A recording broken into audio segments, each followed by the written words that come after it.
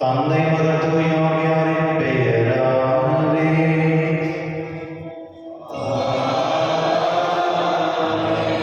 நம் ஆண்டவராகிய இயேசு கிறிஸ்துவின் அருளும் கடவுளின் தூய ஆவியாரின் நட்புறவும் உங்கள் அனைவரோடும் இருப்பதாக.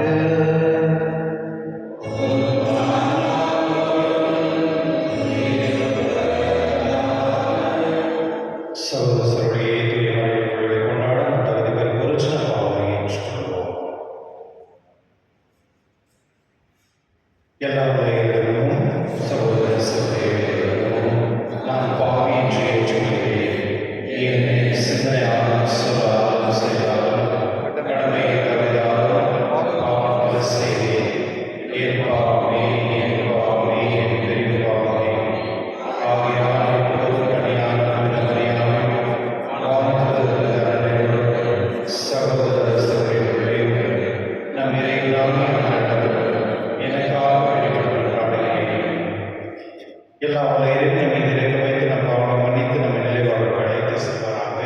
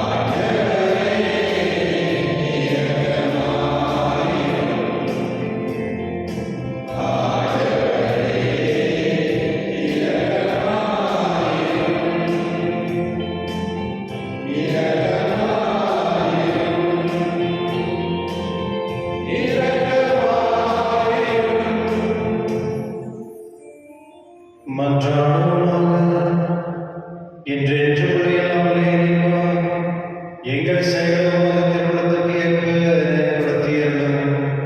இவ்வாறு உமது திருமகன் பெயரால் நாங்கள் மிகுதியான நற்செயல்களை புரிந்திட தகுதி பெறுவோமாக. உம்முடைய தூய ஆவியார் ஒன்றில் இறைவனாய் என்றென்று வாழ்ந்து ஆட்சி செய்கின்ற ஆண்டவரும் உம் திருமகனாகிய இயேசு கிறிஸ்துவின் ஆவியை மன்றாடுகின்றோம்.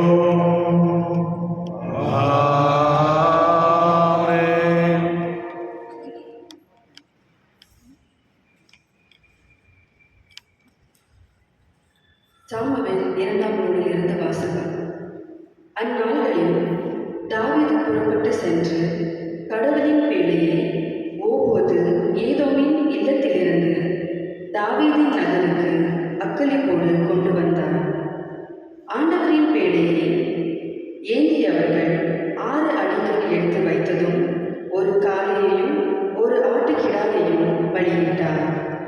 நாற்பட்டால் நெய்யப்பட்ட ஏபோதை அணிந்து கொண்டு தாவீது தம் முழு வலிமையோடு ஆண்டவர் முன்பாக நடனமாடிக்கொண்டிருந்தார். தாவீதும் இஸ்ராயேல் வீட்டார் அனைவரும் ஆரவாரத்தோடும் எக்கால முழக்கத்தோடும் ஆண்டவரின் பேழையை கொண்டு வந்தார்கள். ஆண்டவரின் பேழையை கொண்டு வந்து அதற்கென நிறுவிய கூடாரத்தின் நடுவில் அதை வைத்தார்கள். தாவீது ஆண்டவர் முன்பு எரிபலிகளையும் நல்லுறவு பலிகளையும் செலுத்தினான். எரிபலிகளையும் நல்லுறவு பலிகளையும் செலுத்திய பின் தாவீது படைகளின் ஆண்டவர் பெயரால் மக்களுக்கு ஆசி வழங்கினார். பிறகு தாவீது ஆண் முதல் பெண் வரை மக்கள் அனைவருக்கும் இஸ்ராயேல் கூட்டம் முழுவதற்கும் ஆளுக்கொரு அப்பத்தையும் பொரித்த இறைச்சியையும் திராட்சை பழ அடையையும் கொடுத்தார். மக்கள் அனைவரும் தம் இல்லத்திற்கு சென்றனர். ஆண்டவரின் அருள்வாக்கு. பதிலுரை பாடல் பல்லவி. மாட்சிமிகு மன்னர் இவர் யாரோ, ஆண்டவர் இவரே. மாட்சிமிகு மன்னர் இவர் யாரோ, ஆண்டவர் இவரே. வாயில்களே உங்கள் நிலைகளை உயர்த்துங்கள், தொன்மை மிகு கதவுகளை உயர்த்து நில்லுங்கள். மாட்சிமிகு மன்னர் உள்ளே நுழையட்டும். மன்னர் இவர் யாரோ ஆண்டவர் இவரே மாட்சிமிகு மன்னர் இவர் யாரோ வலிமையும் ஆற்றலும் கொண்ட ஆண்டவர் இவர். இவரே போரில் வல்லவரான ஆண்டவர். மாட்சிமிகு மன்னர் இவர் யாரோ ஆண்டவர் இவரே வாயில்களே உங்கள் நிலைகளை உயர்த்துங்கள், தொன்மை மிகு கதவுகளே உயர்ந்து நில்லுங்கள். மாட்சிமிகு மன்னர் உள்ளே நுழையட்டும். மாட்சிமிகு மன்னர் இவர் யாரோ ஆண்டவர் இவரே மாட்சிமிகு மன்னர் இவர் யாரோ படைகளின் ஆண்டவர் இவர். இவரே மாட்சிமிகு மன்னர். மாட்சிமிகு மன்னர் இவர் யாரோ ஆண்டவர் இவரே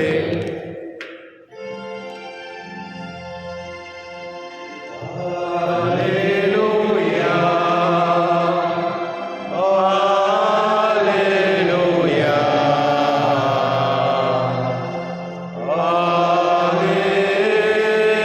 அல்லேலூயா தந்தையே, விண்ணுக்கும் மண்ணுக்கும் ஆண்டவரே, உம்மை போற்றுகிறேன். ஏனெனில் ஞானிகளுக்கும் அறிஞர்களுக்கும் இவற்றை மறைத்த குழந்தைகளுக்கு வெளிப்படுத்தினீர். அல்லேலூயா அல்லேலூயா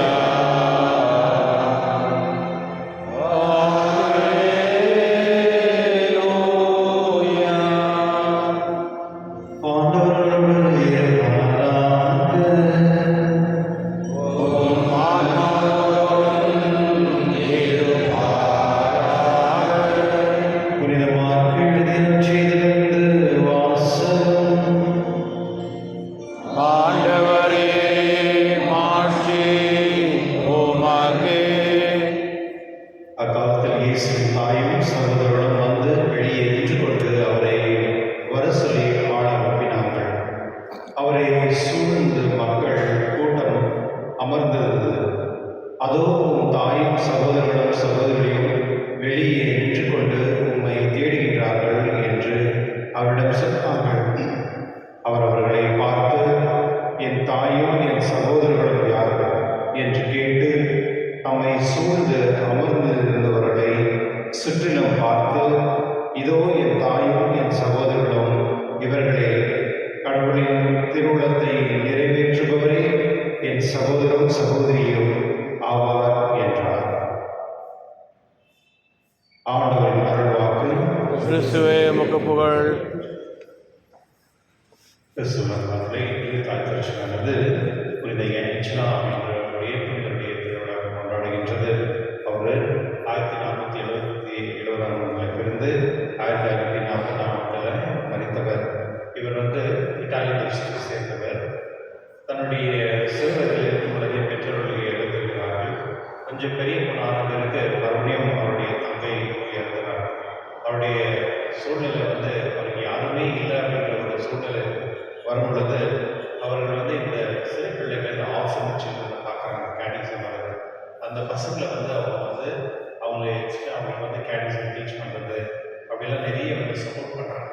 அது இல்லாமல் அந்த காலகட்டத்தில் இருக்கிற அந்த சில பேருக்கு சரியான படிப்பு இல்லாததுனால அவங்களுக்கு படிப்பு கொடுக்கணும் அப்படின்னு அவங்க முடிவெடுத்து அவர்களுக்கு படிப்பு கொடுக்க முயற்சி செய்கிறாங்க.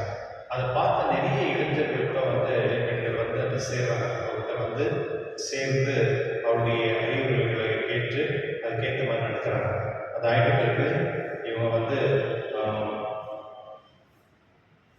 சரி அப்படின்ற ஒரு காங்கிரிகேஷனை தொடர்ந்தாங்க. தொடர்ந்து நிறைய மக்கள் சேர்ந்து இவர்கள் தன்னுடைய முழு வாழ்க்கையை இந்த மற்றவர்களுக்கு தியாகத்தில் மூலிமா அவருடைய அந்த புனித தன்மையில் வாழ்கிறாங்க. கிறிஸ்துவனுடைய சில நேரத்தில் நம்மளுக்கு சில கஷ்டம் எப்படி இருக்குன்னா, நம்மளுக்கு எல்லாமே போயிடும், யாருமே இல்லை அப்படின்ற ஒரு சூழ்நிலை செய்யணும்.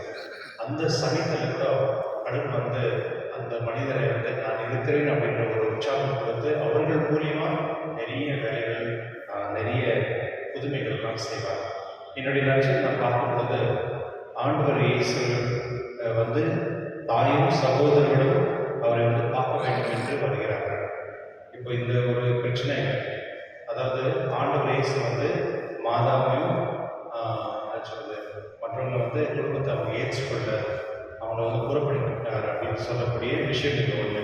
ரெண்டாவது வந்து சில பேர் என்ன கிளைம் பண்ணுறாங்கன்னா, மாதாவுக்கு வந்து இன்னும் நிறைய பசங்களாக இருக்கிறாங்க, ஜீசஸோட நிறைய பிள்ளைங்களாக இருக்காங்க.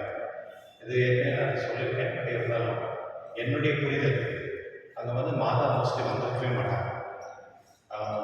வேற தாய்கள் இருக்காங்க, வேற அப்படின்னா குடும்பத்தில் இருக்கிறால் ஒரு வேற எப்படி இருக்கலாம். ஹீப்ரு மொழியில் வந்து தாயின்னு சொன்னால் சித்தி, பெரியம்மா இவங்க எல்லாமே தாய் தான், ஒரே வார்த்தை தான். இப்போ நம்ம இங்கிலீஷில் அங்கிள்னு சொன்னோம், பெரியப்பா சித்தப்பா எல்லாருமே சேர்த்து ஒரே ஒரு வார்த்தை தான் அங்கிள். அதுபோல் ஹீப்ருவில் வந்து இப்போ 7 பேர் பையன் இருக்காங்கன்னா முதல் பையன் தான் ஒரே பையன் தான், அதுதான் அவங்களுக்கு வந்து இம்பார்ட்டன்ட். அந்த ஒருவேளை அவர் இருந்துட்டாங்கன்னா அவருடைய மனைவி பிள்ளைகள் வந்து 2வது பையன் தான் போகும். அதாவது அந்த யார் முதன்மை அவங்க இருந்திருக்காங்களோ அவங்களுக்கு தான் இம்பார்ட்டன்ஸ் போகும், தவிர மற்றவங்களுக்கு யாருக்கு இம்பார்ட்டன்ஸ்ன்றது இந்த அப்பாவுடைய ப்ராப்பர்ட்டியும் அப்படிதான். அதான் தான் ஒரு கேள்வி கேட்குறாங்க. ஒரு அம்மா இருந்தாங்க, அவங்களுக்கு வந்து 7 கணவன்கள் இருந்தாங்க. அதில் யார் மூச்சு போன பிறகு அந்த அம்மா யாருக்கு கடவுள் சொல்கிறாரு அந்த மாதிரி எல்லாம் மேரேஜ்லாம் பண்ணிக்க முடியாது. அப்போது அதில் என்ன புரிதல் வருதுன்னா, அந்த காலகட்டத்தில் இருந்த ஒரு சூழ்நிலை கஸ்டம்ஸ் எல்லாம் எப்படி இருந்ததுன்னா, ஒரு பையன் அந்த பையனுக்கு மட்டும் தான் இம்பார்ட்டன்ஸ் கொடுப்பாங்க. அதுபோல் அப்பா அப்படின்னு சொன்னால் அண்ணன் தம்பிங்க எல்லாருமே அப்பா தான், அம்மான்னு சொன்னால் அக்கா தங்கச்சிங்க எல்லாருமே அம்மா தான். அதுதான் அந்த பொருளுடைய அர்த்தம். ஆனால் ஆண்டவர் இயேசு வந்து ரொம்ப தெளிவாக சொல்கிறார், யார் என்னுடைய தாயாரோ என்னுடைய சகோதரி அவர் வந்து அவருடைய குடும்பத்தை வந்து வெறும் சுருக்கல, அதாவது யூனிவர்சலாக உலகத்தில் இருக்கும் அனைவருமே அவருடைய குடும்பம் அப்படின்னு சொல்ல விருப்பப்படுகிறார். மற்றும் விசேஷமாக யார் கடவுளுடைய வார்த்தையை கேட்டு நிறைவேற்றுபவர் அவர் தான் என்னுடைய தாயின் குடும்பத்தினார் சொல்றார். அப்போ இங்க இருக்க நீங்களும் திருச்சபை ஏற்ற மாதிரி கடவுளுடைய வார்த்தைகளை கேட்டு நீங்கள் நடக்கும் பொழுது நீங்களும் வந்து கடவுளுடைய குடும்பத்துக்கு சார்ந்தவர். இதுதான் ஒரு பெரிய ஆசீர்வாதம் நம்ம கொடுத்துருக்காரு. அதனால தான் நம்ம வந்து திருச்சபையில் இருக்கிற எல்லாரையுமே நம்ம வந்து எல்லாருமே ஏற்றுக்கொள்ள வேண்டும். ஒருவேளை இப்படி எடுக்கலாம், இங்கே வந்து அந்த தாயாரும் சகோதரர்கள் வந்து அவர் வந்தாங்க, அவர் சொல்லிட்டார் யார் என்னுடைய தாய் கேள்வியில் கேட்டார், யார் வந்து என்னுடைய கடவுளுடைய வார்த்தைக்கு அவங்க தான் என்னுடைய தாயும் பிள்ளைகள் சொல்லிட்டாரு. அதை முடிச்சிட்ட பிறகு அந்த கதை எதுவுமே இல்லை. ஒருவேளை அவர் பார்க்கலையா, அவனை மீட் பண்ணலையா தெரியல, அங்கே எழுதப்படலை. அங்கே எழுதப்படலைன்றதுக்காக அது நடக்கலைன்னு நம்முடைய அர்த்தம் இல்லை. நம்ம போன வாரம் ஒரு நற்செய்தி பார்க்கணும், மார்க் நற்செய்தியில் இந்த சொந்தக்காரங்களெல்லாம் வந்து ஆண்டவர் இயேசு பிடிச்சிட்டு போகிறாங்க, அவங்க எதை பேய் பிடிச்சிட்டு அப்படின்னு சொல்லி மக்கள் சொல்றதுனால குடும்பத்தினர்கள்லாம் வந்து சகோதரர் போயிட்டு அவரை பிடிச்சிட்டு வராங்க அப்படின்னு சொல்லப்படுது. அந்த நற்செய்திக்கும் இன்னைக்கு நற்செய்திக்கும் நம்ம ஒப்பிட்டு பார்க்கும் பொழுது அந்த ஒரு டிஃப்ரென்ஸ் தெரியும். அதனால இங்கே வந்து அந்த சகோதரர்களுக்கு வந்து அவருடைய ரிலேட்டிவ்ஸ் இருக்கலாம், கசின்ஸ் அவர் ரிலேட்டிவ்ஸ் அப்படி இருக்கலாம். ஏன்னா எப்போதுமே ஒரு மனுஷன் வந்து வளரும் பொழுது தான் எல்லாரும் சொல்லுவாங்க இவர் என்னுடைய குடும்பத்துக்காரர், இவர் ரிலேஷன் அப்படின்னு சொல்லுவாங்க. கரெக்ட் தானே? யாருன்னா ஒரு பசங்க வந்து ஒரு அவார்டு என்ன வாங்கினா நம்ம சொல்லுவோம் இதை நாங்கள் சொந்தக்காரங்க. அதுக்கு முன்னே நம்ம யாருன்னே தெரியாது இல்லையா? எப்போதுமே பெருமை வரும்போது தான் நம்ம வந்து அதில் பங்கெடுத்துக்கோம். அது போல தான் ஆண்டவர் இயேசு வந்து ரொம்ப பாப்புலர் ஆகிட்டார் அந்த சமயத்தில். அதனால தான் ஜனங்கள் வந்து பார்க்குறாங்க. ஆனால் அதுக்கு முன்னே வந்து அவருக்கு யாருமே ஹெல்ப் பண்ணல. அவங்க வீடை சூசைட் இருக்கும், மாதாப்பா வந்து ரொம்ப அவங்க கஷ்டத்தில் இருக்கும் பொழுது யாரும் வந்து பார்க்கல. ஒரு மிராக்கல்லாம் பண்ணுறாரு, ரொம்ப பாப்புலர் ஆகிட்டாரு, எல்லாருக்கும் வந்து அவர்கிட்ட வந்து குணமாகறாங்க அப்படின்னு சொல்லும் பொழுது தான் அவருடைய குடும்பத்தினர்கள் எல்லாருமே ஒன்றா சேர்ந்தாங்க. ஆனால் இதெல்லாம் மாதா தெரியாதா? மாதா கூட தானே இருந்தாங்க. எப்படி மாதா வந்து சொல்லுவாங்க எனக்கு என்னுடைய தாயை வந்து வேண்டாம், எனக்கு பிடிக்கல அப்படின்னு சொல்ல முடியுமா? சொல்லவே முடியாது. அப்படி இருந்தால் ஏன் சிறுவில் சேர்க்கப்போ சொன்னார் தன்னுடைய அண்ணன் பையன் தான் ஜான், அவர் சொல்கிறது தான் அவனுடைய தாயை பார்த்துக்கணும் அப்படின்னு ஏன் அந்த பொறுப்பு கொடுக்குறாரு? அப்போ ஒரு சாவரவரையோ மாதாவை பார்த்துக்கணும் அப்படின்னு பொறுப்பு அவருடைய இருந்தது. இங்கே நிறைய பசங்க வந்து பெற்றோர்களை பார்த்துக்கிறதில்ல, அவங்க மதிக்கிறது இல்லை. ஆண்டவர் இயேசுக்காக அந்த கடைசி காலத்தில் கூட எப்படி வந்து மாதாவை அந்த ஒப்படைப்பு இனிமேல் நீ தான் பார்த்துக்கலாம்ப்பா அப்படின்ட்டு அந்த லோக்கல் லாங்குவேஜ் சொன்ன மாதிரி அப்படின்னு வந்து அந்த உறவு ஏற்றுக்கொள்கிறார் கிறிஸ்துவர்களே. இதை நற்செய்தியில் வந்து ஆண்டவர் இயேசு நம்ம சொல்வது கடவுளுடைய வார்த்தை கேட்பவர் அனைவருமே அவருடைய பிள்ளைகள் அவருடைய குடும்பத்தினர் தான். தாயாகவும் தந்தையாகவும் அண்ணன் தம்பி அப்படின்னு அந்த உறவு பெற்றுக்கொள்ளக்கூடிய ஆசீர்வாதம் நமக்கு தரும்படி இந்த திருப்பலியில் கொண்டாடுவோம்.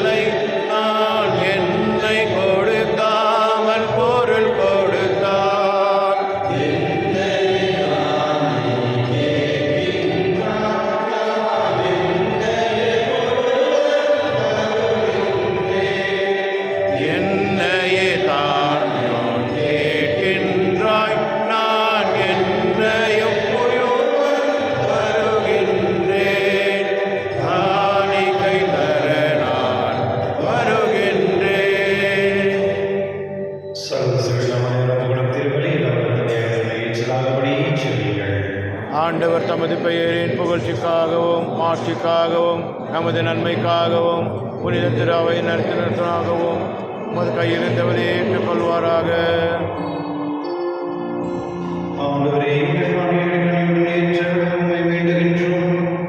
இவற்றை புனிதப்படுத்தி இவை எங்கள் மீட்புக்கு பயன்பட அருள்வீராக. எங்கள் ஆண்டவராகிய கிறிஸ்து வழியாக உம்மை மன்றாடுகின்றோம். ஆமென். ஆண்டவர் உங்களோடு இருப்பாராக. உம் ஆன்மாவோடும் இருப்பாராக. இதைகள் மேலே எழுப்புங்கள். ஆண்டவரிடம் எழுப்பியுள்ளோம். நம் இறைவனாகிய ஆண்டவருக்கு நன்றி கூறுவோம். அது தகுதியும் நீதியும் ஆனது.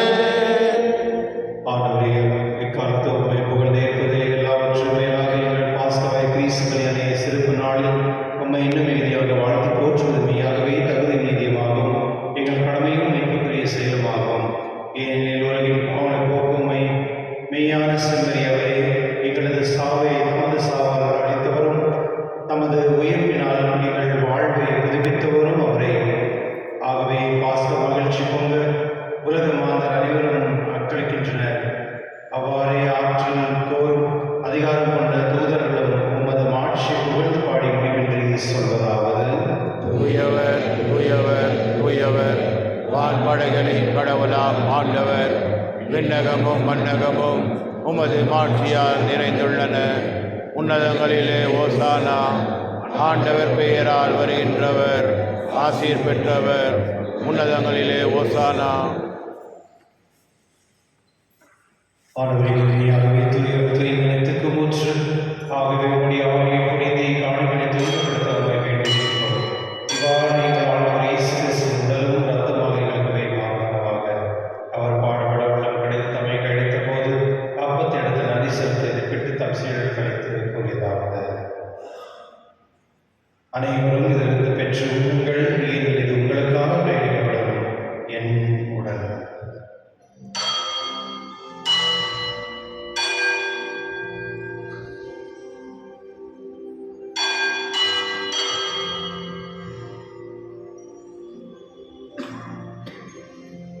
அவள் நம்மை இரவு இறந்தை பின் கிண்ணத்தை எடுத்து மீண்டும் உமக்கு நன்றி கூறி தம் சீடர் கழித்தவர் கூறியதாவது: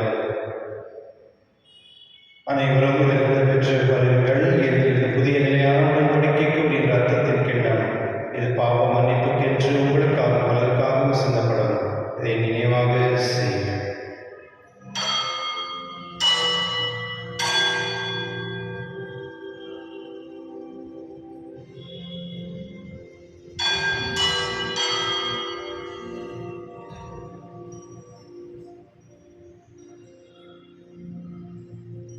நம்பிக்கையின் மறைபொருள்.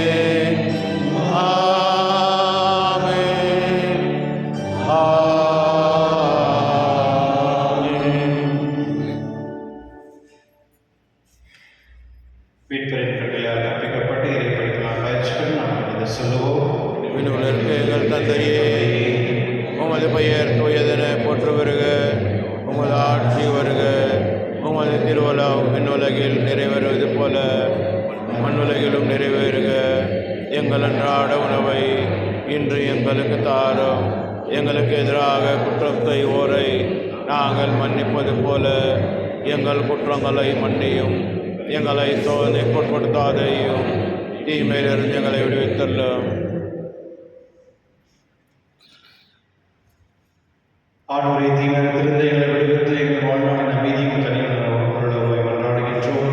உமது இரக்கத்தின் உதவியால் நாங்கள் பாவத்திலிருந்து எப்பொழுது விடுதலை பெற்று யாதொரு கலக்கமின்றி நலமாயிருப்போமாக. நாங்கள் எதிர்நோக்கியிருக்கும் பேரிடத்துக்காக மீட்பராக இயேசு கிறிஸ்துவுக்காக காத்திருக்கின்றோம். ஏனெனில் ஆட்சியும் வல்லமையும் மாற்றியும் என்றென்று உமது. ஆண்டவரே, இயேசு கிறிஸ்துவை மீதியை விட்டு செல்கிறீர்கள், நான் மீதியை உங்களுக்கு அழைக்கின்றேன் என்று திருத்துவதற்கு முடிந்தீரே. எங்கள் பாவங்களை பாராமல் உமது திரு அவையை நம்பிக்கை கண்ணோக்கி உமது திருவுளத்துக்கு ஏற்ப அதற்கு அமைதி மற்றும் நடத்துகிறாக என்றென்று வாழ்ந்து ஆட்சி செய்தவர் நீரே. ஆமென். ஆண்டவருடைய அமைதி உங்களோடும் என்றும் இருப்பதாக, உம் ஆன்மாவோடும் இருப்பதாக. ஒருவருக்கொருவர் அமைதி பகிர்ந்து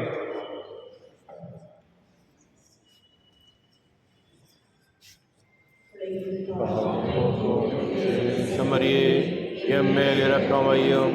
உலகின் பாவம் போக்கும் இரணின் செம்மறியே, எம்மேல் இரக்கம் வையும். உலகின் பாவம் போக்கும் இரணின் செம்மறியே.